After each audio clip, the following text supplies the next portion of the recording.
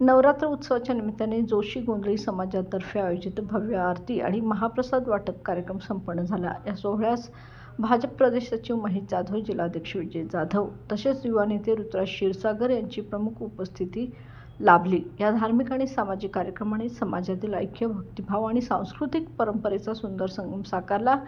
नवरात्रीच्या पवित्र वातावरणात झालेल्या आरतीत नागरिकांनी उत्स्फूर्त सहभाग नोंदवला।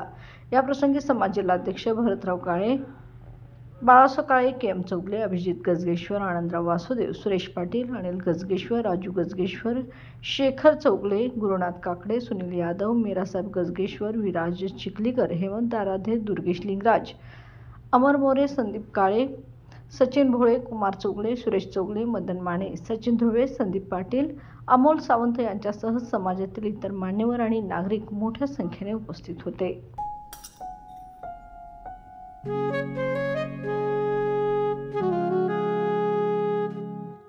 बाबा, आज येताना बासुंदी घेऊन या ना। अगं, कालच आपण आईचा वाढदिवस होता म्हणून आणली होती ना। ऐकलं, गोकुळची बासुंदी पुन्हा खावीशी वाटतेय। खरं सांगू, मलाही खावीशी वाटतेय। पुन्हा पुन्हा खावीशी वाटणारी गोकुळ बासुंदी।